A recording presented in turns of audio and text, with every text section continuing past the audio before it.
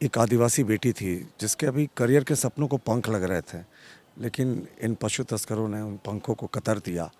शब्द नहीं है मेरे पास एक्चुअली। अगर देखें इन घर पे जो माहौल है और जिस तरीके से ये वर्दी में वो थी, उसके बाद भी इन पशु तस्करों का बिल्कुल दिमाग इतना चढ़ गया है कि उन्होंने गाड़ी चढ़ा दी।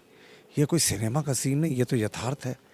और जिस तरीके की घटनाएं बार बार हो रही हैं और इनके परिजन भी चाहते हैं कि इंक्वायरी ऐसी हो कि वो पारदर्शी हो। सर, राज्य ने फिर एक होनहार बेटी को खो दिया जो दरोगा थी और तुपुदाना में पदस्थापित थी। जिस तरह से पूरी घटना घटी है, अभी आप परिवार वालों से भी मिले, क्या लगा?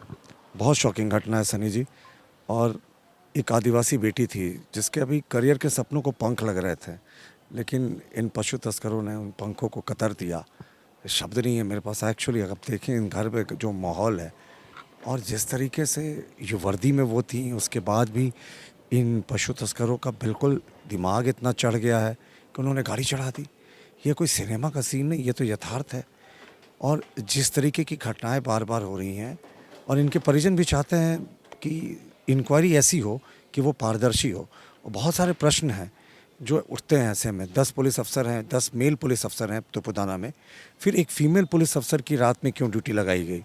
3 बजे उन्हें निहत्थे पुलिसकर्मियों के साथ क्यों भेज दिया गया?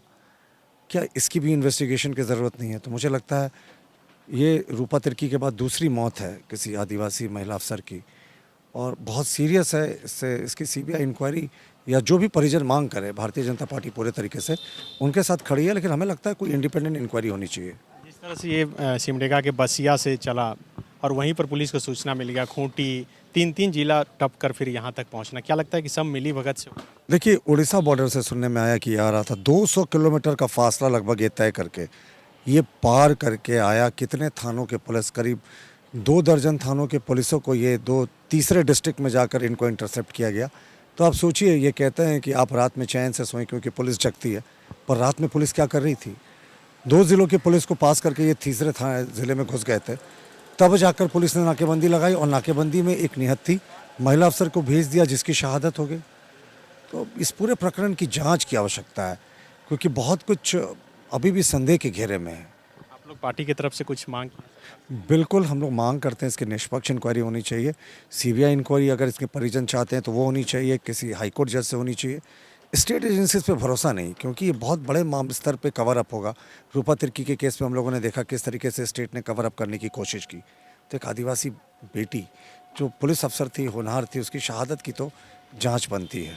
बायोम डॉक्टर बनने का है सपना, मगर सही गाइडेंस की है कमी, तो आए बायोम। रांची में सिर्फ मेडिकल की तैयारी के लिए एक बेहतरीन संस्थान, नीट और एम्स की तैयारी के लिए सन 2001 से मेडिकल प्रिपरेशन के लिए सबका भरोसेमंद संस्थान बायोम, हीनू एवं नगरा टोली, रांची।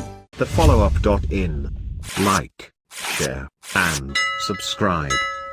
www.thefollowup.in